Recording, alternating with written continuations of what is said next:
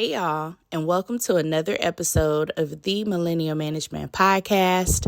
I am your host, Brandi, the Millennial Manager, and today is Thursday. If you are inside of Patreon, if you are outside of Patreon, it's Friday for you, and you need to join Patreon so that you have early access to today's episode.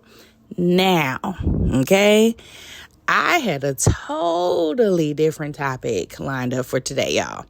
But social media kind of shifted that because of the situation that is happening on The Breakfast Club with Jess Hilarious.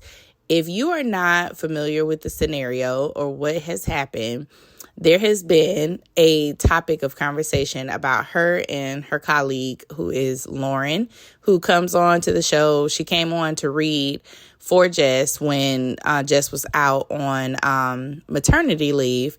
And now that Jess is back, Lauren is still there. Lauren is still reading her segments. Lauren is still participating very much in the show. Okay. And I guess Jess was not understanding like what was happening and why Lauren was still there and all this other stuff. And, you know, to be honest, this is not like I like Jess, I like Lauren. That's not the conversation. The conversation is that Jess did not understand what was happening, why this woman was still there. And it seems like they had already had previous conversations, but not to the degree of what we saw online on Tuesday night. Okay. What we saw online was Jess Hilarious crashing out because she does not understand corporate structure. She does not understand the proper methods that you need to take when you work for a corporation. Hence why I recorded that video yesterday that said, like, when you are working in corporate America, there is a totally different playing field, okay? This is not that. Whatever that social media thing that, you know, we all do online, and she's a content creator and a comedian and all of that. I understand all of those accolades. But when you work for a corporation, a machine like iHeART Media, baby, you work for a corporation. And there is a proper channel and a proper way to do it. And getting online and airing out your grievances about your job is not a good idea. And y'all know me, I'm fuck that job all the way.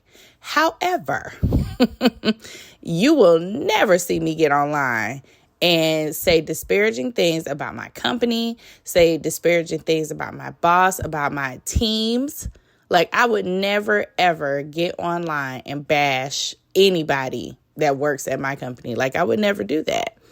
And that's where I think the training of, or not training, but where I just think the experience of being in corporate America is what Jess needed in order for her to propel her career, because there are going to be other opportunities that come for her or come to her. And this opportunity she could use as a launch pad, but she really has to pivot her. She has to pivot right now, because staying in this situation and staying upset and staying frustrated is not going to do her any damn good. But anyway, let's go back. So Lauren hinted that they did have a conversation, and Lauren even hinted that they pulled not a patient. Y'all know I'm in corporate industry, but that she pulled somebody else in this meeting to have this conversation. I believe it was an executive producer or a showrunner, somebody, to have this conversation with her and Jess. And Jess kept saying, like, I don't remember that. And Lauren said, that is why I had such and such in the room with us. They remember. And if y'all have not learned anything from this scenario, you just saw polished versus unpolished. Go back and look at the demeanor of Lauren during the entire thing, during the entire conversation that they had on air, which is also a problem. During this entire time, look at Lauren's demeanor versus Jess. Jess was not in control of herself. She was emotional. She was speaking from a place of feeling. And sometimes feeling and fact can reside in the same place and be on the same page. However, it's the way that our message is communicated is what makes it hard for people to digest or understand or relate or listen to, sympathize, empathize, whatever. It's hard for them to digest that when it's wrapped up in an emotional sandwich. Okay, the fact may be in there some tiny place, but if it's coming from an emotional standpoint, like what happened on Tuesday night, where she decided to get online and say all of these crazy things about her current employer. Okay, let's be real. She is working for a major network, IHEART Media. Okay, this show is in syndication. I believe it airs on BET. They also go live. This is everywhere. This is a huge platform, The Breakfast Club is.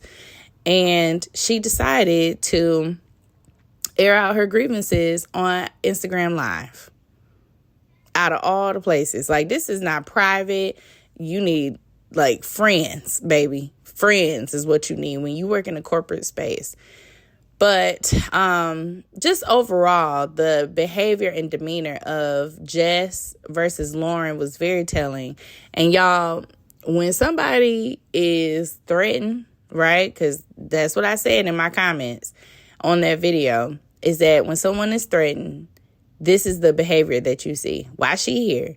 Why she gotta be here? Why she doing this? Why she doing that? If Jess is doing her job to the best of her ability and she's showing up every day, she's participating, she's being a team player, she should not even be concerned about Lauren, to be honest.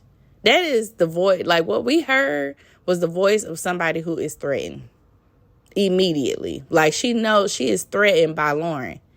She is the one who brought that girl in. Okay? She brought her in. She selected her to read while she was out on maternity leave. And it just so happened she did a really good job. And I'm just getting concerned that the narrative is getting ready to switch to, can Black women work together? Can we be cohesive? Can we operate, in a collective space? That's what this conversation is about to shift to. Whether Jess realizes that that's what she initiated or not, that's where this conversation is about to go. Because you have so many situations, or like you have this opportunity or this conversation, that should have been had behind the scenes and left behind the scenes. And not brought to a public platform where trolls can give their opinion. People who have no experience working in corporate America at all can give their opinion. Like, this is crazy. This is insane. And I just, I know that it was good for the show as far as ratings, but they do not even realize what type of light is about to be thrust upon Jess as difficult, right? Not able to work with others. These are my toys, not able to share. That's exactly what I heard. When she was talking, I'm like, oh, you don't want to share the spotlight. That's the problem. That's why you're telling the girl to shut up. That's why you're doing this. That's why you're behaving this way. It's because you are threatened. And baby, I really wish that the conversation would have happened behind doors. Instead of in the public. Like, we're customers. Why do we need to hear that y'all don't like each other? Like, baby, I don't want to hear that. I come here because I knew that they were going to have a good conversation, but I wasn't expecting that. I really wasn't. And I was so disappointed in hearing Jess's live the other day, because she like, well, just take me off, remove me. They will. You are about to get your wish. Okay, your wish will be granted. I don't know how long her contract was for, but I definitely think that they are going to, if they decide to keep her, make some provisions or some clauses inside of that contract where they are not allowed to get online and disparagingly talk about the company or the show. And when she hinted that Angela, whatever her name is, Angela Yee, left for a reason and all that stuff, that lady was there for 13 years. She built such an amazing platform. I'm not saying that she didn't come through with no issues or nothing like that, but I'm just saying that she used that as an opportunity to build another platform for herself. Even if she left because of something negative, she never got online and never did that. She never did that. She used the opportunity. And this is where poise has to come in. This is where just overall knowledge of how to navigate. Like, these things are very important. And I get that Jess is a talent, but the influencer Jess, or social media content creator Jess, was shining on Tuesday night. Not someone that is polished and media trained. Somebody who understands the gravity of the position, the gravity of the situation. Like, there had never been, other than Angela Yee, there had never been another woman at that table. And now that they've introduced another woman, you got a problem. That's all. Like, y'all can sit here and say, well, his valid. I understand that there is some fact inside of this sandwich. But the optics are everything. You only got this issue when it's another woman up in here. And that is weird. You are not a girl's girl. That's all I'm saying. That's not girls' behavior. And we do not act like that when another woman is involved unless we are threatened. And that's what I got from that whole thing, is that Jess Hilarious is threatened. And unfortunately, it showed. It really, really did. Like, I was in awe, like, of seeing her behavior online, and then for it to transpire in front of everyone. Like, I was on my way to one of my offices, and I'm like, what? What is this? It made its way to, I don't even think that I'm like, there's no way that they're going to talk about this today. They're going to act like it doesn't exist. It's the smart thing. Fix it behind the scenes, have them fix it, in private, and then make a public statement. Don't try to fix it in front of us. I just think that it was so damaging to Jess for them to take that route. And then I also feel like it was just damaging to the show. Like, now we got 4 Black people running this show, on this show. And I really enjoy Lauren. I enjoy Jess too. I think she has a great component. Like, she brings comedy to the show. Like, Charlamagne is funny, but Charlamagne and Envy can be problematic because both of them say really stupid stuff. But for the most part, like, I felt like Jess brought comedy.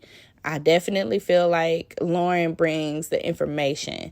And that's like the area, like, where those two things marry. And I feel like they were trying to get to the next stage of what the Breakfast Club really could be. And to see her act like that with another woman, when Lauren had even communicated, like, we could have talked about this. Like, why didn't you call me? And I pulled you aside. Like, she like, yeah, you did put me aside. So why are you out here doing this? And I feel like she was trying to get the public on her side. And it's kind of similar to what that little dumbass boy did. The one that got Halle Bailey pregnant. Like, trying to get the public on your side without realizing that, baby, we are critical thinkers. And Jess Hilarious, as long as she has been online, I know she knows that she cannot fight the internet. I know she knows that. You can't fight the internet because you're never going to win. The internet is a force, okay? And the louder or the loudest voices tend to be the dumb ass people who don't have any type of real job. They don't. Those are the loudest people. They're in the comments saying all this negative stuff. And, I just block people. Like, that's what I do. When I see somebody comment something stupid, I block them. And then I get a DM. Sometimes I block people who ain't even did nothing. I be doing it by mistake. But some people are blocked, and then they message me on another platform, like, girl, what I did? And I tell them, be like, oh, you said X, Y, and Z. That's why I blocked your ass. Because I don't fucking play. I'm not giving you my attention. But what I am going to give you is this big ass block. And that's what she needs to practice. As long as she has been on social media, I know she knows that there's no real way to fight the internet. But I was just so shocked seeing this with two black women finally in a platform as big as this, because with Angela Yee, there was no other black woman. I want to make sure we are very loud about that. Because while she may have left for her own reasons, there were also, they never could bring another woman to the table while she was there. Ever. Do y'all remember some of them interviews that she had with women? And it was just so weird, like the things that she would say. And then seeing Jess Hilarious, I think I just told my husband maybe like a couple weeks ago, I'm like, I really like the dynamic that they got. Finally, you got two black women in this space. Like, I really love Lauren. I love the information. I love the fact that they've been bringing in other women, and Jess is there. And I feel like it's such a good balance to the show. And then to wake up on Tuesday, or to go to bed on Tuesday and then see her ass on live, and then to get up on Wednesday and to see it traveling like that. Like, oh my God. There is a proper channel, guys, to make sure that things are rectified inside of the workplace. And what we saw was the complete opposite of that. There were conversations that should have happened off air, okay? There were things that should have happened off IG, okay? The proper letters that should have been used was HR. Somebody commented that under that video as well. And, I want to talk really quick before we wrap up about some of the things that you could do as a black woman working in corporate America, okay? Number one, you need to have a support system, not just of any old type of person, right? You need to be in connection with other black women who, number one, understand the structure and understand the ins and outs of corporate America. That is where I feel like Jess Hilarious has failed herself, and her management team has failed her, because they have not surrounded her with women who are in this same space, okay? Who can communicate to her like, hey, I'm in media. I'm a black woman in media, and these are the things that I feel like X, Y, Z, I feel like that's what she really needs, creating genuine friendships with those people, building relationships. Also seeing the therapist. I also know that Jess Hilarious is postpartum, okay? And I do feel like postpartum played a big role in her large emotions. And so that part is very understanding. And what do we need to do for that? We need to seek help, guys. When you are going through postpartum, you need to seek therapy, okay? Please, because it can have terrible consequences on the other side of it if we don't rectify the situation, if we don't communicate or have people to advocate for us. And this is where the connection part is important, making sure that we have that connection with other black women who can advocate for us or talk to us or really, instill those things in us. And that's why it's important for you to have that connection with people who are outside of your situation, but also maybe work in that same industry. Okay? This is very, very important, y'all. Practicing self-care is extremely important. Another thing that I saw is that Jess Hilarious is a worker bee, right? She's working. She has a lot of things going on. She's a new mom. Plus, she has an older child, and it's just a lot of things that she's doing. A lot of moving and shaking, baby. And a lot of moving and shaking means that you're not really prioritizing self-care, and your mental health is important too. So along with going to see a therapist, you need to do things that can reduce stress. If you are stressed out about your job, you are stressed out about things in your personal life, you need to engage in hobbies, do activities that you enjoy, and not the ones that bring you money. That's different, okay? That's a side hustle. Understand, comedy may make her happy, but that is not the thing that, she needs to do. You need to engage in some hobbies, make sure that you are getting an adequate amount of sleep. Now, my next or last point is to find your voice, because you are going to be dealing with misogyny. You are going to be dealing with racism, microaggressions, discriminations, people who are very aggressive inside of the workplace. And you have to understand how to navigate in that. And I know it sounds terrible. People are like, well, I'll just leave. Well, you're going to be leaving everywhere, because there's some hint of these things. And you just need to know how to spot it and not react to it. Because that's what they're looking for. They're looking for a reaction. And she gave them that. Whatever was happening behind closed doors, her taking it online was whatever card they needed.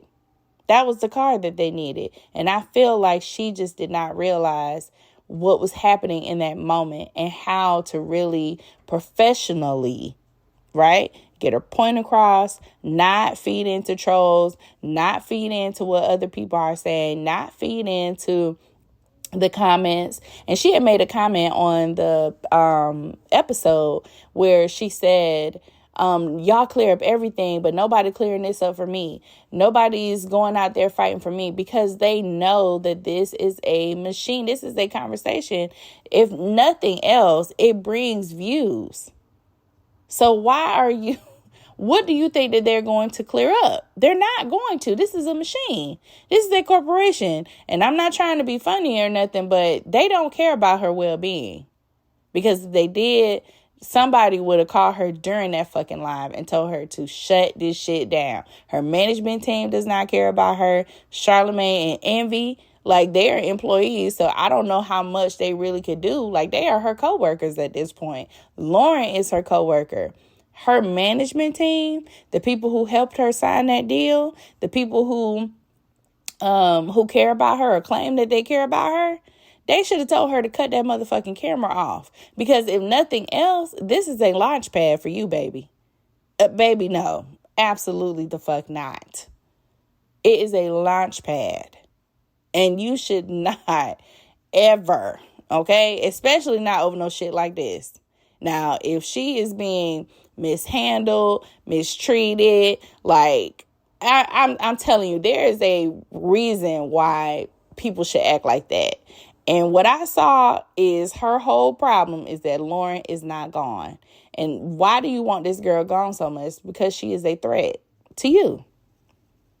That's why. That's how I know y'all ain't no damn girls. Because it was giving insecure, okay? And whether we want to really admit that or not, that's another day.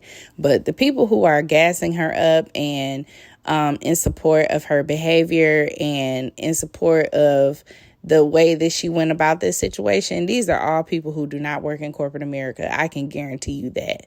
There is nobody that is championing this behavior that has worked in corporate America. You understand? I'm telling you right now, there is no way in hell that anybody that has worked in corporate America is championing this behavior. No fucking way. So I really hope that the whole thing is resolved in a way that that proves to be, great for Jess. I hope that she either gets some help, like some real management that can navigate her and steer her to making good choices and knowing that everything does not need to be aired out online. That's all I'm saying, guys, okay? Now, that's going to be it for today. No emails for today's episode.